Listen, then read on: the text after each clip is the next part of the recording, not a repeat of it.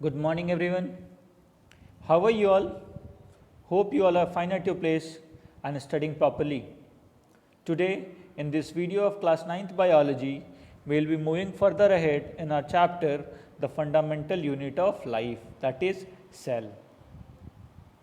Today, we will study about the various cell organelles of our body.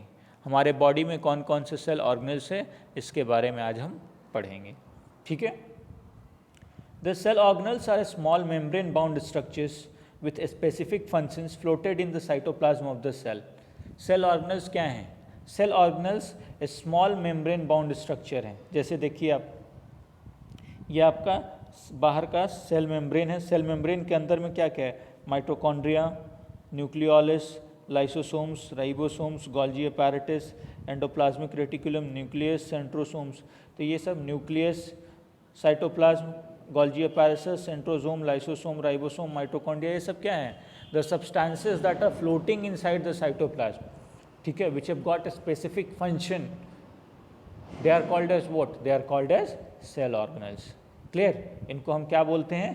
ये जो हैं आपके endoplasmic reticulum, Golgi apparatus, centrosome, lysosome, ribosome, mitochondria, ये क्या हैं? ये आपके सेल ऑर्गेनल्स हैं.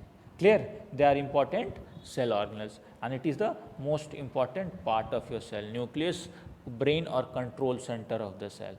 ठीक है. तो ये आया समझ में? सेल ऑर्गेनल्स क्या हैं? Cell organelles small membrane bound structure with specific function floated in the cytoplasm of the cell. Small membrane bound structure हैं, छोटे छोटे मेम्ब्रेन से कवर्ड स्ट्रक्चर हैं जो फ्लोट कहाँ करते हैं? साइटोप्लाज्म ऑफ द सेल में फ्लोट करते हैं. और इनका काम क्या है? Synthesis of various substances for the proper functioning of the cell. Clear? कुछ सेल ऑर्गेनल्स जो हैं आपके सेल में, वो कौन कौन से? Endoplasmic reticulum, lysosomes, plastids, Golgi apparatus, mitochondria, vacuoles. ये कुछ इंपॉर्टेंट सेल ऑर्गेनल्स हैं हमारे बॉडी में. ठीक है, हमारे सेल में. क्लियर?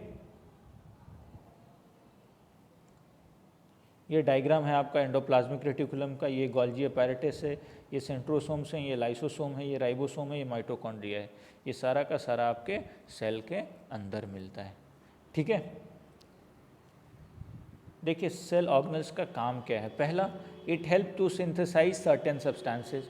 ये कुछ सब्सटेंस को बनाने में मदद करते हैं. जैसे राइबोसोम्स जो आपके बॉडी में सेल में हैं, आपके बॉडी के सेल्स में जो प्रेजेंट हैं, वो प्रोटीन्स बनाते हैं.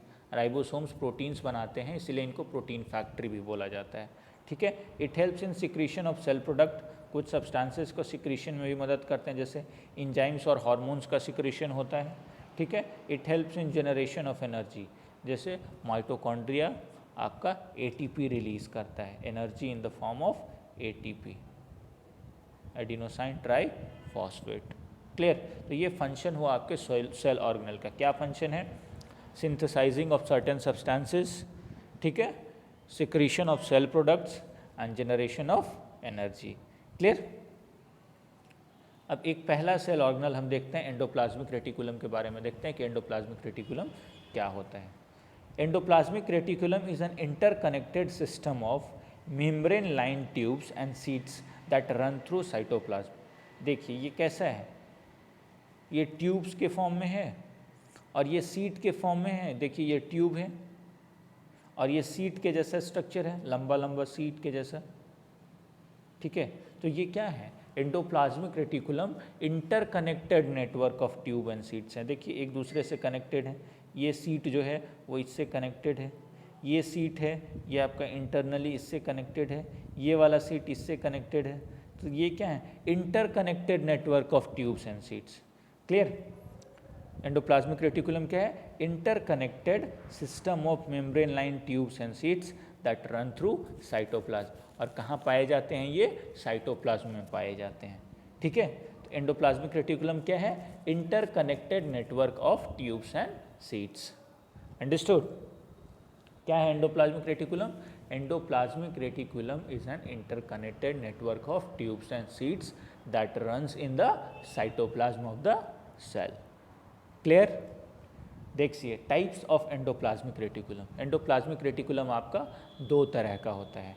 सबसे पहला को हम बोलते हैं स्मूथ एंडोप्लाज्मिक रेटिकुलम और दूसरे को बोलते हैं रफ एंडोप्लाज्मिक रेटिकुलम। अब किसको क्यों बोलते हैं हम वो देखते हैं। देखिए, smooth endoplasmic reticulum has smooth surface because they do not bear ribosomes on it's outer surface. देखिए, इन रेटिकुलम पे देखिए, एंडोप्लाज्मिक रेटिकुलम पे ऐसे डॉट जैसा स्ट्रक्चर नहीं है, यानी ये डॉट जैसे स्ट्रक्चर क्या है, राइबोसोम्स हैं। ठीक है, तो इनके स्मूथ एंडोप्लाज्मिक रेटिकुलम के आउटर कवरिंग पे राइबोसोम्स नहीं होते हैं, जबकि रफ एंडोप्लाज्मिक रेटिकुलम के आउटर सरफेस पे राइबोसोम्स होते हैं।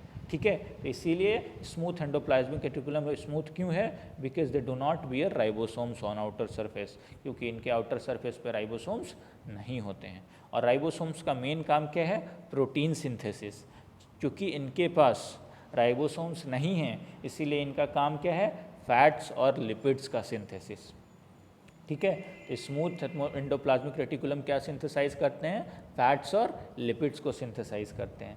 और रफ एंडोप्लाज्मिक रेटिकुलम रफ क्यों है, because they beer ribosomes on it's outer surface, क्योंकि इनके आउटर सरफेस पे राइबोसोम्स हैं। और जब इनके आउटर सरफेस पे राइबोसोम्स हैं तो ये क्या सिंथेसाइज करेंगे, प्रोटीन्स को सिंथेसाइज करेंगे। ठीक है, क्लियर? ओके, चलिए डिफरेंस देखते हैं स्मूथ और रफ के बीच में। Smooth endoplasmic reticulum flattened sacs call cisterns. Mainly ये स्मूथ एंडोप्लाज्मिक रेटिकुलम जो है वो सिस्टर्न से बने हुए हैं, जबकि रफ एंडोप्लाज्मिक रेटिकुलम जो है वो वेसिकल्स और ट्यूब्यूल्स से बना हुआ है। ठीक है, ये जो आपका रफ एंडोप्लाज्मिक रेटिकुलम है वो वेसिकल्स या ट्यूब्यूल से बना हुआ है। ठीक है, smooth endoplasmic reticulum do not bear ribosomes over the surface. Smooth endoplasmic reticulum के बाहर वाले सरफेस पे राइबोसोम्स नहीं होते हैं, जबकि रफ एंडोप्लाज्मिक रेटिकुलम के बाहर सरफेस पे राइबोसोम्स अटैच्ड होते हैं। Ribosomes are attached to its outer membrane. Clear? Smooth endoplasmic reticulum lipids, glycogen, steroids बनाते हैं, फैट्स या लिपिड्स बनाते हैं, आपको ये याद रखना है। और rough endoplasmic reticulum protein synthesis से मेनली रिलेटेड है। So you have to also learn the difference between the two things. Clear? Okay, function क्या है, it gives rigidity to the cell, thus act as a skeletal framework of the cell. ये cell को rigid बनाता है।